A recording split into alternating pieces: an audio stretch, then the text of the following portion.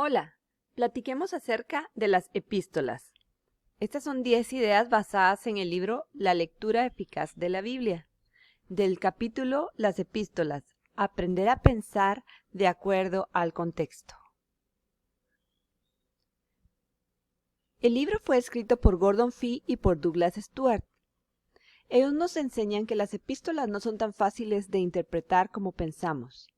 Las epístolas son documentos ocasionales del primer siglo y siempre aplican una teología práctica.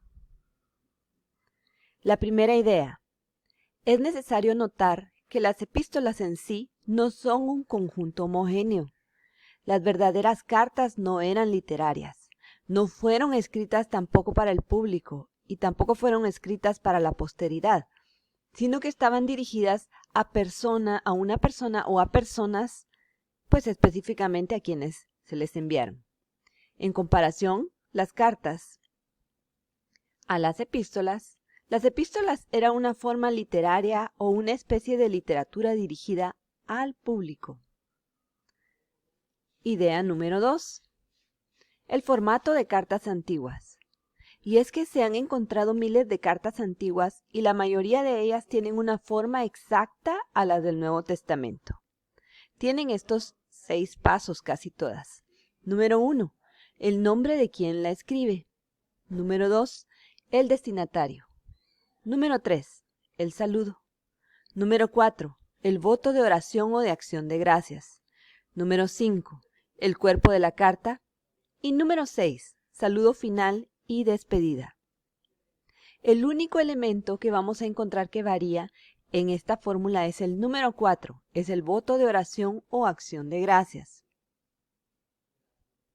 La idea número 3. El contexto histórico. Configurar una tentativa. Esto se trata de reconstruir la situación de la que el autor habla. Hacernos las siguientes preguntas. Por ejemplo, en el libro de Corintios. ¿Qué sucedía en Corinto que hizo que Pablo escribiera Primera de Corintios? ¿Cómo supo él de la situación? ¿Qué tipo de relación y qué contactos anteriores tuvo con ellos? ¿Qué posiciones asumían ellos que él refleja en esta carta? A este tipo de preguntas es que nosotros estamos intentando buscarle una respuesta. Idea número 4. ¿Qué hacer? Nos ofrecen 2 opciones. A. Consultar el diccionario bíblico o la introducción a su comentario para averiguar lo más posible sobre el lugar y sobre su gente. B. Desarrollar el hábito de leer toda la carta de una vez. Nada puede sustituir el ejercicio de leer la carta de una sola vez. Se pueden tomar notas breves como referencia. La idea número 5. Nos sugieren tener un bosquejo de la carta en el cual trabajar, para poder trabajar por bloques, por divisiones y por frases. Si trabajamos por bloques, es más sencillo estudiar o leer en bloques cómodos. Si trabajamos en las divisiones, el lugar donde se debe comenzar son las divisiones mayores. Y por frases, las frases introductorias y los temas son la clave de todas las otras divisiones de la carta. Idea número 6. El contexto literario.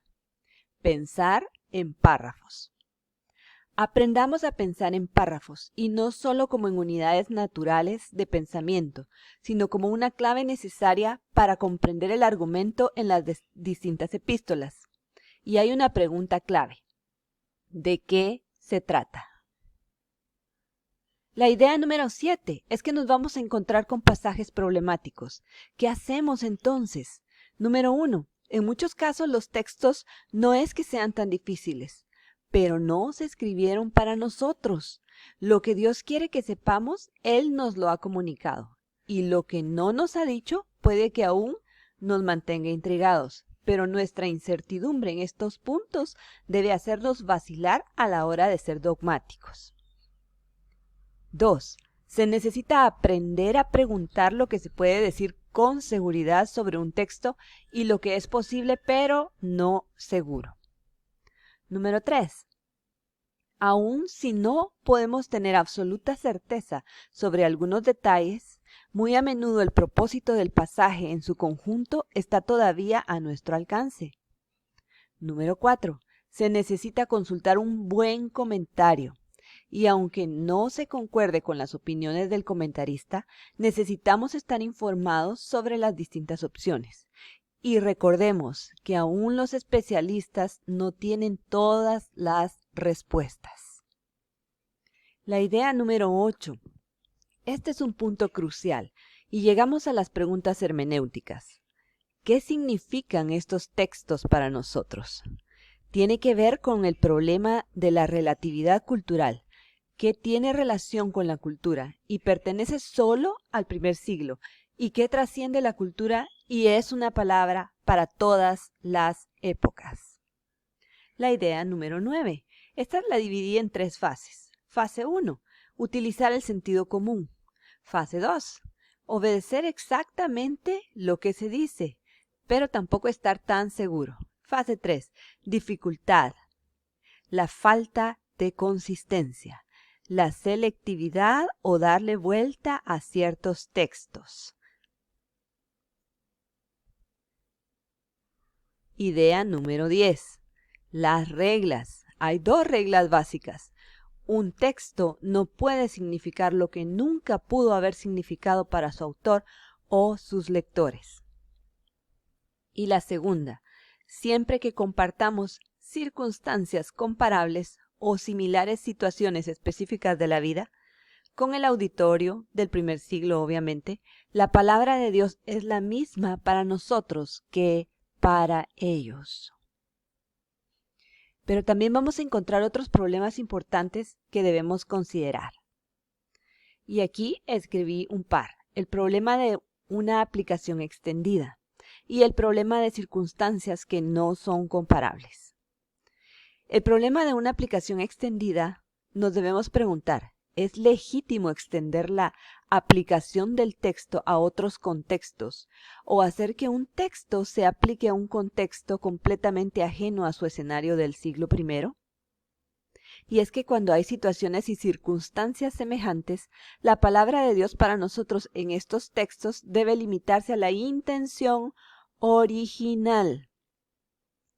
En el caso del problema de circunstancias que no son comparables, esto tiene que ver con 2 tipos de texto en las epístolas, los que hablan del tema del primer siglo y los textos que hablan de los problemas que también podrían presentarse en nuestro siglo.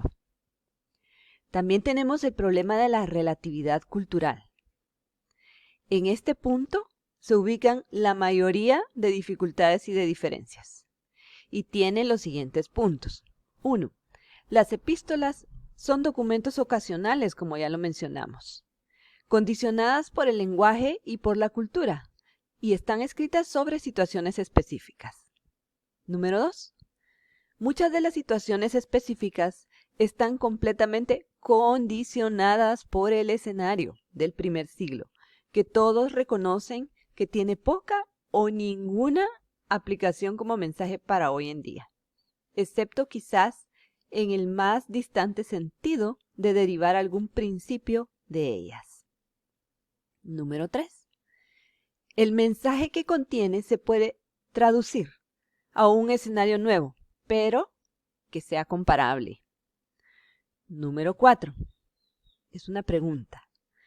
No es posible, por lo tanto, que otros textos, pese que parece corresponder a circunstancias comparables, estén también condicionados por el escenario del primer siglo y necesiten traducirse a nuevos escenarios o dejados en el primer siglo? Es una pregunta interesante. Debemos añadir a este problema el problema de la teología práctica, y es que mucho de la teología en las epístolas está orientado a la práctica y por lo tanto no tiene una presentación sistemática. Sucede que a menudo ha habido algunos que han intentado rechazar la idea de la relatividad cultural por completo, lo que los ha llevado más o menos a argumentar a favor de una adopción en grande la de cultura del primer siglo como una norma divina. Muchas gracias por su atención. Estas fueron 10 ideas basadas en el capítulo número 3 del libro Lectura Eficaz de la Biblia. El capítulo 3 se llama Las epístolas, aprender a pensar de acuerdo al contexto. Suscríbete. Adiós.